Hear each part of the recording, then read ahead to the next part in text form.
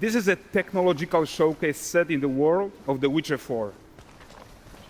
What you just saw and are going to see now is running on a standard PlayStation 5 at 60 FPS with ray tracing. So in the game, you'll be playing as Ciri, a professional monster slayer, a witcher. She explores the world and hunts down monsters for coin. The region we are in is called Kovir, and you'll get to explore it in a game. Right now, Ciri is investigating a monster, and after gathering new clues, she is heading back to a nearby village.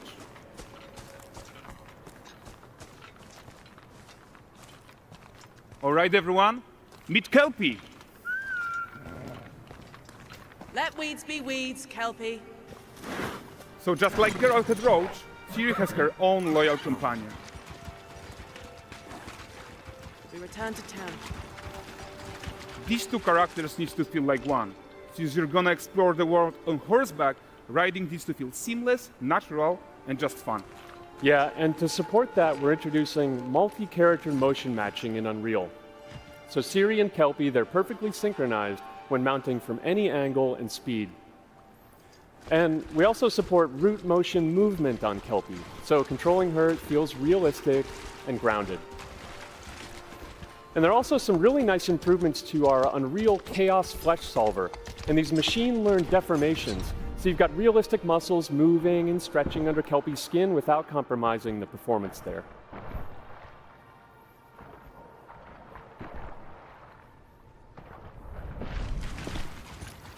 So let's leave Ciri behind for a second and talk about the world itself.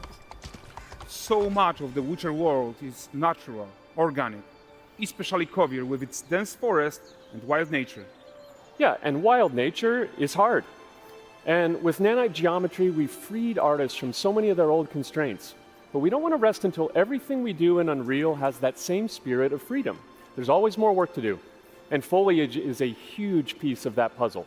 So we are excited to introduce nanite foliage. And in order to achieve gorgeous foliage density everywhere, while still being memory efficient, fast to render, we believe that a new idea was needed. So instead of the same card approach we've been using for the past 20 years, artists should be free to take a nanite approach to foliage, modeling every single leaf and pine needle. And the old LOD tricks of the past, they needed a complete rethink.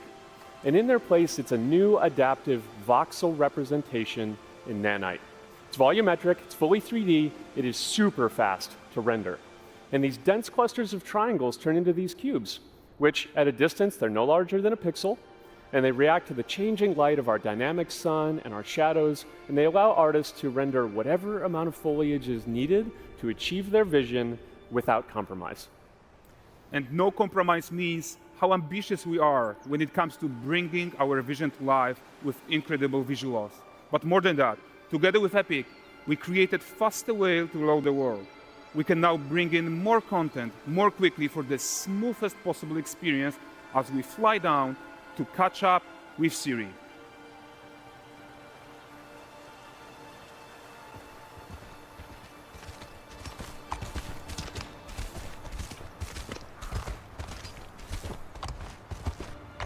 Welcome to Valdrest.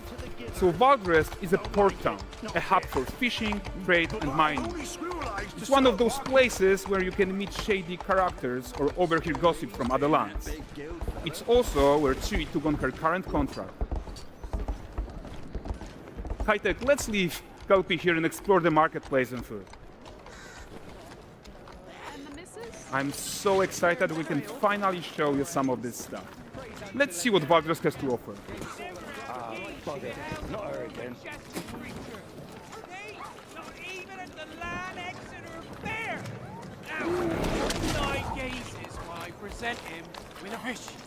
For the furry rascal will often wait, and the fair's weight grants good fortune. Witcher here, have they?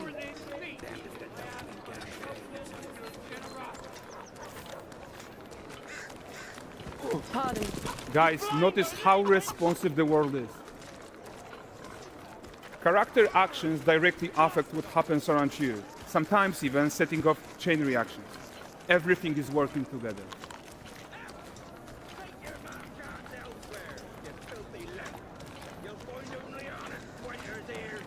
Oh, look at this poor gentleman being taught how to fly by an angry innkeeper.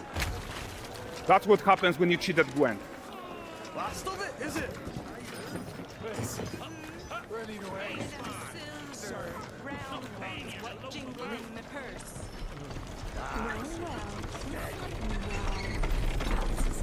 Okay, so this is the guy who gave the series quest his own.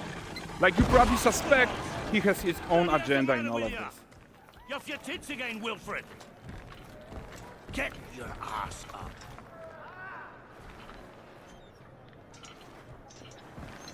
A typical day's toil. Who in? With yours. What news of my wagons? No eternity is taking that damn salt to arrive. I found them. And, well, suffice to say, they'll not reach you. As for the salt, I found not one speck. I presume this comes as no surprise to you. Now. Kavir's smuggling trade is of no concern to me. Shush, shush, shush. The manticore that flattened your cart and devoured your men. Quite the opposite. Manticore? No, them winged hellspawn dwell in the arse end of Creighton. Not here. While Siri decides what to do about that merchant, let's take a look at the character technology that powers this marketplace. Why don't we listen in on these fishmongers? They're selling their wares, chatting up customers. Born and catch the shit. Won't find none fresher. Ruggedy ladies after one of them. Comes. Get this cleaned and gutted for you. You mind, dearest? Into seeing some and more. Got mackerel cod, all Braxton's finest.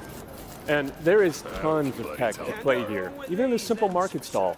Metahuman tools, improved Unreal Smart Objects, Chaos Cloth, and more. Yeah, and all of this exists to make sure that the gap in quality between Siri and NPCs is as small as possible. Yeah, and closing that gap, it's not just about fidelity, right, but also authenticity. They should react to changes in the world around them. But the prisoner in Polaris isn't exciting enough for Valdrest. Let's grab everyone's attention with a circus.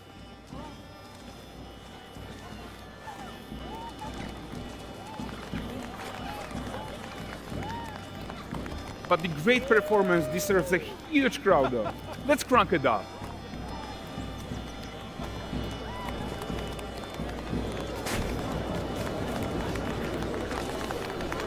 So you are seeing tons of optimizations here to many of Unreal's systems, including an entirely new Unreal animation framework, allowing us to fit easily in our 60 FPS budget, not just in rendering, but also with room to spare on the game thread.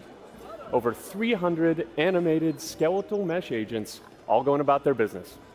And the whole point is to leave breathing room for developers like you to introduce the gameplay and the systems that your players expect, empowering you to make your worlds come to life without Unreal standing in your way. You are right, and that's the open world RPG that we're making. But before we wrap up, how about one final check-in with Siri?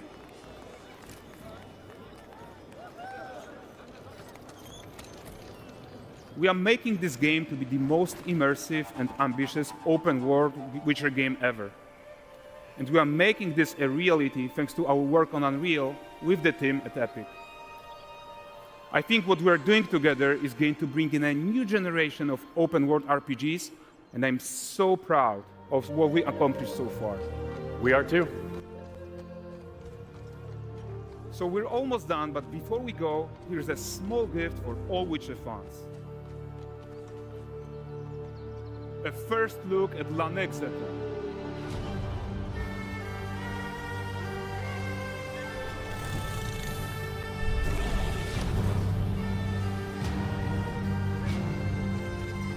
Onward, Kelvin. With what?